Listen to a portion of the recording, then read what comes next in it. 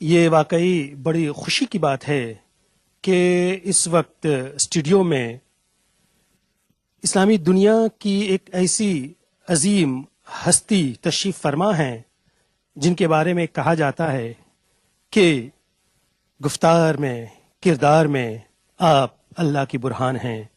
میری مراد قائد ملت حضرت مولانا شاہ احمد نورانی صدیقی قادری دامت برکاتہ عالیہ سے ہے۔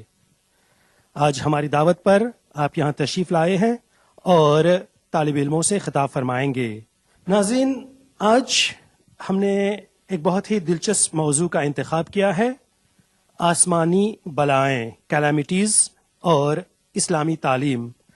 اس موضوع پر حضرت مختصر سی تقریر فرمائیں گے اور اس کے بعد ہمارے طلباء آپ سے سوالات کریں گے۔ تو زیادہ دیر نہ کرتے ہوئے آئیے ہم مولانا صاحب کو سنتے ہیں۔ انسان اللہ تبارک و تعالی نے اس کو پیدا کیا اور پیدائش کے بعد اللہ تبارک و تعالی نے اس کے لیے رسول اور پیغمبر بھی بھیجے۔ آپ نے بھی دیکھا ہوگا کہ کارخانے میں مینوفیکچرنگ کمپنی ہے ایک، مثلا کار، تو مینوفیکچرنگ کمپنی جو ہے وہ کار کو بناتی ہے، اور ظاہر ہے کار بڑی امپورٹنٹ چیز ہے، ٹرانسپورٹیشن کے کام میں آتی ہے۔ اس کار کو بنانے کے بعد وہ ساتھ ساتھ انسٹرکشنز اس کے ساتھ دے دیتی ہے کہ اس طرح سے آپ اس کو چلائیں گے، اس طرح سے آپ اس کو رکھیں گے، اتنے عرصے کے بعد، اتنے چلنے کے بعد اس کی آپ سروس کرائیں گے۔ ساری انسٹرکشن، اس کو کیسے گیئر، یہ وہ بریک وغیرہ کہاں کہاں کیسے کیسے استعمال کریں، یہ سب۔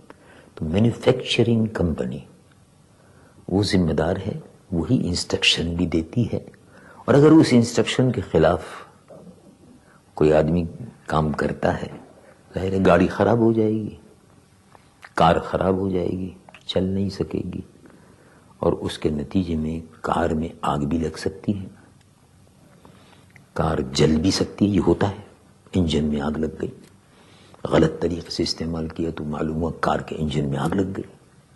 یہ ہوتا رہتا ہے۔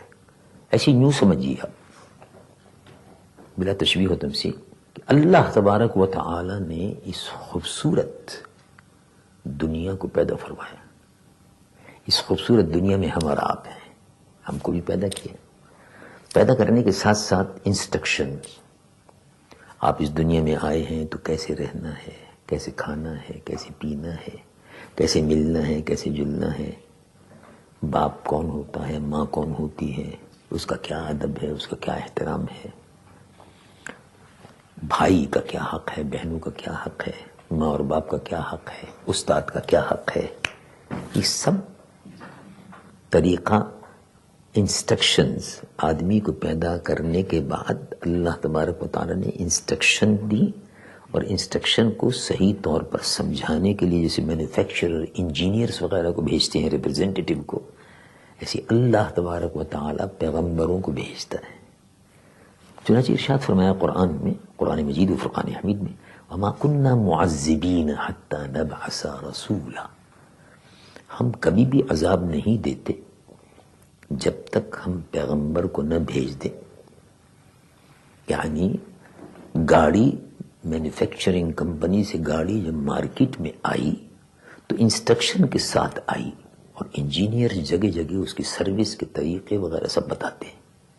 ایسی اللہ تبارک و تعالی نے خوبصورت دنیا، this beautiful world created by ہم، سو ہی از دا کریچر، اللہ تبارک و تعالی نے اس کے لیے پیغمبروں کو بھیجا۔ پیغمبر جو ہے وہ انسٹرکشن بتاتے رہتے ہیں، اب یہ کرنا ہے، یہ کرنا ہے، اس کو ایسے کرنا ہے، آپ ایسے رہیں، ایسے رہیں۔ اور اگر گڑبڑ ہو جائے اور آدمی ویسے نہ کرے تو جس طرح گاڑی صحیح طریقے سے نہ چلائیں تو خراب ہو جاتی ہے، جل جاتی ہے، آگ لگ جاتی ہے، برسٹ ہو جاتی ہے، انجن میں آگ لگ جاتی ہے، ایسے ہی دنیا میں پھر زلزلے آتے ہیں، آفت آتی ہے، کلیمٹی۔ قدرتی طور پر یہ آتی ہے، ایک دم معلوم ہوا کہ ارتھکویک. اب آپ کو کچھ پتہ نہیں، انتظام ہے، سب کچھ ہے. ارتھکویک کیسے ہو گیا، کیوں کر ہو گیا؟ اللہ تعالیٰ کی طرف سے جب عذاب آتا ہے، پکڑ آتی ہے، تو یہ اصل میں انسان کی غلطیاں ہیں. قدرتی آفت، کلیمٹی، یعنی مطلب زلزلہ آیا. کیوں آیا؟ اللہ تبارک و تعالیٰ کی نافرمانی ہوئی. بارشیں آ گئی، سائیکلون آ گیا. سائیکلون نے ڈیمیج کیا بہت سی چیزوں کو. اس کا مطلب یہ ہے کہ اللہ تعالیٰ کی طرف سے یہ پنشمنٹ ہے، عذاب ہے، سمجھ جاؤ. تم نے ہماری اس خوبصورت دنیا کے نظام کو اور انتظام کو تباہ کیا، اس لیے تم نے خود ہی تباہ کیا ہے، اس لیے یہ سب آفتیں آ رہی ہیں. ویسے ریلیجس پوائنٹ آف ویو سے اگر آپ دیکھیں، یہ بڑی اہم بات ہے، کیونکہ اللہ تعالی نے انسان کو اس زمین پر امن سے رہنے کی تلقین کی ہے. لا تفسدوا فی الارض، زمین پر فساد مت پھیلاؤ. تو انسان جب بدعملی کرتا ہے، گاڑی کا یہ جسم جو ہے میرا، یہ بھی گاڑی ہے، ایک کار ہے، یہ اس کا بھی ایک انجن ہے. وہ روح جو ہے، وہ دل جو ہے، وہ انجن ہے. جب یہ بند ہو جاتا ہے تو انجن بند ہو گیا، اس کو اٹھا کے گریو یارڈ میں ڈال دیتے ہیں. ویسی گاڑی جو ہے، اس کا انجن جب خراب ہو جاتا ہے تو اس کو بھی اٹھا کے پھینک دیتے ہیں، ربش ہو گئی اب وہ. ایسے ہی یہ دنیا میں جب ہم رہ رہے ہیں تو اس میں رہنا ہوگا اس طریقے سے جیسے اللہ تعالی چاہتا ہے کہ ہم رہیں. اس دنیا میں ہمیں جب رہنا ہے، اللہ تبارک و تعالی ہمارے جسم کا خالق ہے، تو ہم کو ویسے ہی چلنا چاہیے اور رہنا چاہیے جیسے اللہ تعالیٰ چاہتا ہے. اور جب ہم ویسے نہیں کریں گے تو اللہ تعالیٰ کی نافرمانی ہوگی، یعنی اللہ کے ساتھ ہم اوبیڈینٹ نہیں ہیں، رسول اللہ کے ساتھ اوبیڈینٹ نہیں ہیں، تو اللہ تعالیٰ کا عذاب مختلف جگہوں پر آتا ہے.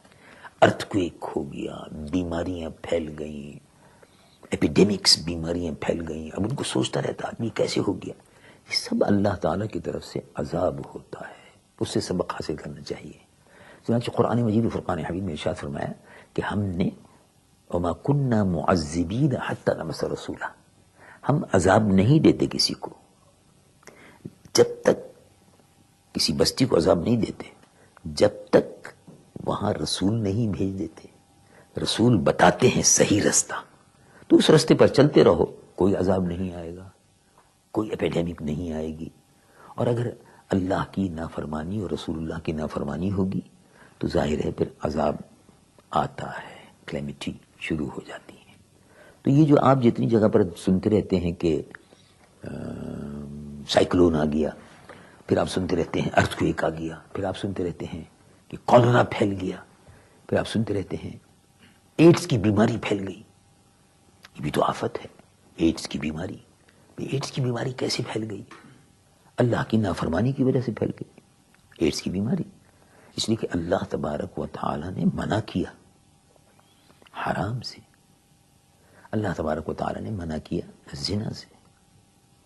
اور یہ تو دنیا کی تمام مہذب کتابوں میں اور ہولی اسکرپچر میں، اس میں ہولی بائبل ہو، ہولی قرآن ہو، بھگوت گیتا ہو، اور دنیا کے جتنے بھی مذاہب ہیں ان میں ہولی بائبل میں نیو ٹیسٹیمنٹ ہو کو اولڈ ٹیسٹیمنٹ ہو، سب میں مورل اور اسپریچول ویلیوز پر زور دیا گیا ہے.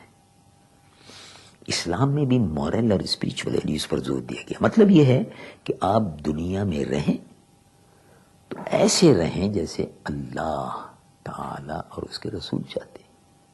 اب یہ ایڈز کی بیماری ہے، یہ بیماری ایسی ہے جس کا کوئی علاج نہیں دریافت ہوا، اور اگر ہے بھی تو کچھ دوائیں ہیں، ویری ایکسپینسو دوائیں ہیں، آدمی سوکھ کر مر جاتا ہے. یہ کون لوگ ہیں؟ یہ وہ لوگ ہیں جو اللہ کی نافرمانی کرتے ہیں. ان پر عذاب آتا ہے، وہ عذاب بیماری کی شکل میں آتا ہے. بیماریاں پھیل رہی ہیں، لاکھوں آدمی اس وقت ایڈز کے مریض ہیں. لاکھوں آدمی اس وقت اور دوسری بیماریوں کے مریض ہیں. یہ اللہ کی طرف سے عذاب ہے. ابھی اس عذاب کو روکنے کا طریقہ کیا ہے؟ کلیمٹی جتنی بھی آ رہی ہیں، اس کو روکنے کا طریقہ کیا ہے؟ اس کو روکنے کا طریقہ صرف یہ ہے کہ ہم دنیا میں ایسے رہیں جیسے دنیا کا پیدا کرنے والا رب اللہ خالق ہے، کریچر ہے، جیسے وہ چاہتا ہے کہ ہم رہیں. اور وہ کیسے کیا چاہتا ہے؟ وہ طریقہ رسول اللہ، انسٹرکشن رسول اللہ سید العالمین محمد رسول اللہ خاتم الانبیاء والمرسلین نے وہ تعلیم ہم کو دے دی. اس پر اگر ہم عمل کریں دنیا میں امن اور سکون پیدا ہو جائے. وآخر دعوانا ان الحمد للہ رب العالمین. محترم مولانا صاحب، قدرتی بلائیں کیوں آتی ہیں اور قرآن کریم میں قدرتی بلاؤں کا تذکرہ کس مقصد سے کیا گیا ہے؟ ساری دنیا میں قدرتی بلائیں کلیمٹی برابر آتی رہتی ہیں. اور جیسا کہ میں نے عرض کیا، ان بلاؤں کو بہت سے لوگ یہ سمجھتے ہیں کہ یہ زمین پھٹ جاتی ہے اور ایسا ہوتا ہے اور ویسا ہوتا ہے، یہ تو ہوتا ہی رہتا ہے. لیکن اصل بات جو ہے وہ یہ ہے کہ یہ بلائیں اس لیے آتی ہیں کہ لوگ اللہ تعالی کی نافرمانی کرتے ہیں، گناہ کرتے ہیں. They committed sin.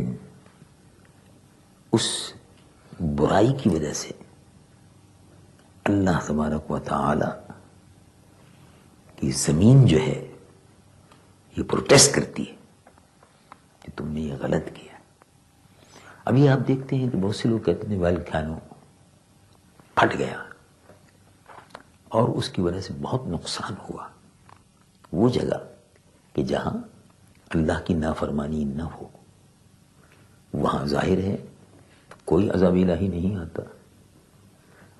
دنیا میں ایسے بہت سے مقامات ہیں کہ جہاں لوگ خدا کا خوف رکھتے ہیں. They have fear of God.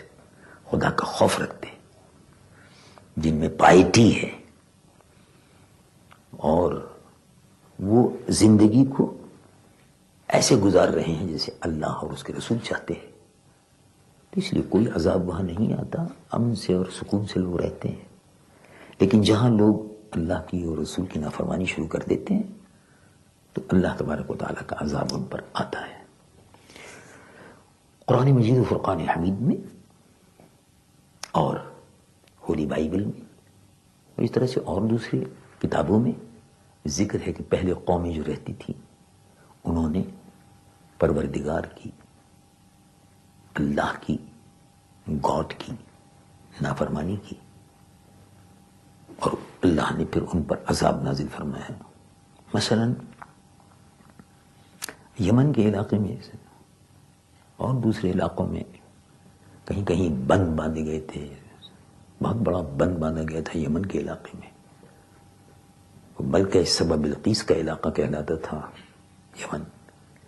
وہاں بہت بڑا بند وغیرہ باندھا گیا تھا.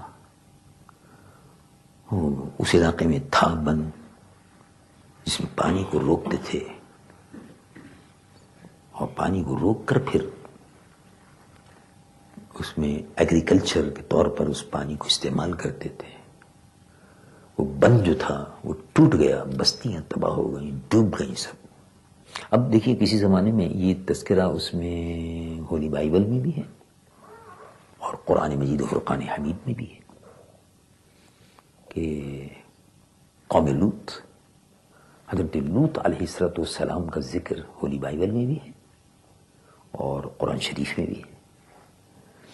اس میں لکھا ہے کہ وہ ان کی قوم کے لوگ جو تھے وہ برائی میں مبتلا تھے، اللہ کی نافرمانی کرتے تھے، ہومو سیکشول تھے اور بہت سی ان کے اندر برائیاں تھیں. نبی کے نافرمان تھے، نبی کا کہنا نہیں مانتے تھے. اللہ تبارک و تعالیٰ نے وارننگ دی پھر وارننگ دی، نہیں مانے. فرشتے کو حکم فرمایا، عذاب الہی ان پر آیا. قرآن مجید و فرقان حمید میں اس کا ذکر ہے. اللہ تبارک و تعالیٰ نے اس بستی کو پورا آسمانوں تک اٹھا کے پھر اس کو پلٹ کے زمین پہ پھینکا تو دھس گئے لوگ باغ، سب مر گئے، پوری بستی تباہ ہو گئی۔ قرآن مجید فرقان حمید میں اس کا ذکر ہے تفصیل سے۔ میں مختصر اس لیے ذکر کر رہا ہوں تاکہ آپ اس کو تھوڑا سا ہی سمجھ لیں، اور تفصیل پھر آپ جیسے سنتے رہتے ہیں، اور ظاہر ہے اس کا تذکرہ علماء کرام بھی کرتے رہتے ہیں۔ تو بہت سے گناہ ہیں کہ جن کے کرنے سے اللہ تعالی کا عذاب آتا ہے۔ معزز مولانا صاحب، میرا سوال یہ ہے کہ قدرت کے قاعدے قانون میں تبدیلی نہیں ہوتی، سب کچھ ایک منظم طریقے سے چلتا ہے، پھر کیا وجہ ہے کہ کبھی بارش وقت پر نہیں ہوتی، کبھی سوکھے کا دور چلتا ہے، کبھی سیلاب آتے ہیں تو کبھی زلزلے؟ بات اصل میں یہ ہے کہ اس میں کوئی شک نہیں کہ چند چیزیں ایسی ہیں جو مقرر ہیں۔ مثلا ہم اور آپ یہ دیکھتے ہیں کہ سورج جو ہے، سن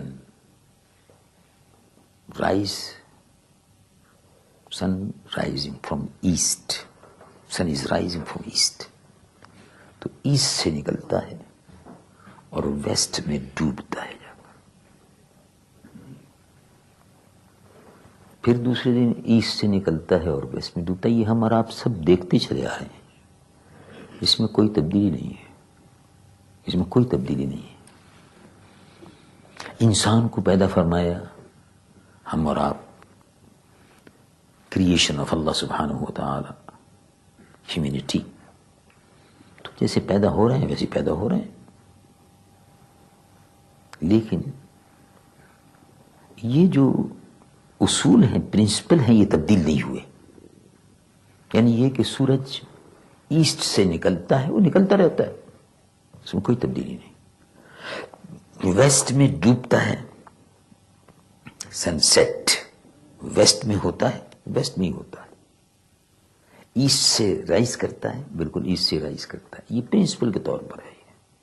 لیکن بعض چیزیں ایسی ہیں جو ایز اے پرنسپل نہیں ہیں، مثلا یہ کہ کسی جگہ پر زمین پھٹ گئی، کسی جگہ پر زمین میں جھٹکے لگے، جیسے ارتھ کویک میں ہوتا ہے، تو یہ اصل میں پنشمنٹ کے طور پر ہے لوگوں کو۔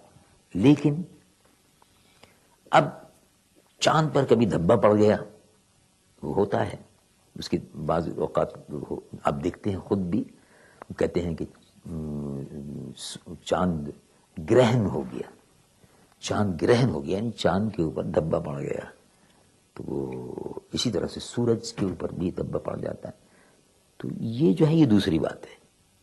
پرنسپل یہ ہے کہ چاند نکلے گا، چھوٹا بڑا بڑا بڑا بڑا ہوتے ہوتے 14 کو پھر فل مون ہوگا، یہ پرنسپل ہے۔ لیکن یہ جو اور باتیں ہیں یہ ایز اے پرنسپل نہیں ہے کہ زلزلہ نہیں آئے گا، ارتھ کویک نہیں آئے گا، سائیکلون نہیں آئے گا، وغیرہ وغیرہ، یہ آئے گا۔ کب آئے گا؟ یہ عذاب کی شکل میں آئے گا۔ وَمَا كُنَّا مُعَذِّبِينَ حَتَّى نَبْعَثَ رَسُولًا، ہم رسولوں کو بھیجتے ہیں، انسٹرکشن دے کر بھیجتے ہیں، ہولی اسکرپچر ان کے پاس ہوتا ہے، اور گاڑی کو، کار کو، اپنے آپ کو، زندگی کو کیسے استعمال کرنا ہے اس کا طریقہ اس میں بیان ہوتا ہے، تو اس پر عمل کریں تو پھر کوئی تبدیلی نہیں آتی، ویسے ہی چلتا رہتا ہے۔ مولانا صاحب، ہمیں یہ بتائیے کہ قدرتی بلائیں اللہ تعالیٰ کی طرف سے آتی ہیں یا ان میں شیطان کا بھی ہاتھ ہوتا ہے؟ قدرتی بلائیں جو ہیں یہ اللہ تبارک و تعالیٰ کی طرف سے آتی ہیں۔ شیطان کا ڈائریکٹلی کوئی ہاتھ نہیں ہوتا، انڈائریکٹلی ہوتا ہے کہ شیطان آدمی کو گناہ پر پرووک کرتا ہے، گناہ کرواتا ہے۔ جب شیطان آدمی سے گناہ کرواتا ہے تو پھر اللہ تعالیٰ کا عذاب آتا ہے، تو انڈائریکٹلی انوالومنٹ ہے۔ ویسے شیطان کو کوئی اختیار اس پر نہیں ہے کہ وہ ارتھ کویک لے کر آئے، نہیں، یہ اللہ تبارک و تعالیٰ کی قدرت ہے۔ ایک دنیا تو یہ ہے جس میں ہم ہیں موریشس ہے، انڈیا ہے، پاکستان ہے، ساؤتھ ایسٹ ایشیا ہے، ملیشیا ہے، عربیہ ہے، ہولی لینڈ آف اسلام ہے، افریقن کنٹریز ہیں، امریکہ ہے، یورپ ہے. یہ دنیا ہے. ایک وہ دنیا ہے کہ جس میں ہم نہیں رہتے مگر ہمیں جانا بھی ہے وہاں. وہ دنیا وہ ہے جس کو قبر کہتے ہیں. تو ہمارے سامنے ہے وہ، یعنی وہ دنیا ہمارے سامنے ہے. وہاں آدمی کو ہم نے رکھا، اس گریو یارڈ میں مٹی اس پر ڈال دی اور ہمیشہ کے لیے اس کو وہاں چھوڑ دیا. اب ہم چاہتے ہیں اس دنیا سے کانٹیکٹ کرنا، نہیں کر سکتے. اس دنیا سے، قبر کی جو دنیا ہے اس کو عالم برزخ کہنا چاہیے. میں سمجھانے کے لیے عرض کر رہا ہوں کہ جیسے عالم برزخ ایک دوسری دنیا ہے، عالم برزخ کا ایک حصہ ہے وہ قبر جو کچھ وہاں گزر رہی ہے. آپ نے دیکھا کہ اگر آپ یا میرا بیٹا یا بھائی اگر امریکہ اور انگلینڈ میں رہتے ہیں تو امریکہ اور انگلینڈ میں رہنے والے بھائی کی ہم کو خیریت معلوم ہو جاتی، فیکس، ٹیلی فون، یہ سب چیزیں معلوم ہو جاتی. سیٹلائٹ کے ذریعے سے ٹیلی فون کنیکشن سب چلے ہوئے، کیبل اینڈ وائرلیس، یہ سارے محکمے کام کر رہے ہیں، ڈپارٹمنٹ. تو ایک منٹ میں، اب تو ایک منٹ کے اندر آپ کو خیریت معلوم ہو جاتی. فیکس کیا، فیکس کا جواب آ گیا. پھر اب انٹرنیٹ، یہ سارے کے سارے سلسلے شروع ہو گئے. لیکن آپ نے دیکھا کہ آپ کا میرا انٹرنیٹ، آپ کا میرا کمپیوٹر، آپ کا میرا فیکس، آپ کا میرا ٹیلی فون قبر میں کام نہیں کرتا. قبر میں کام نہیں کرتا.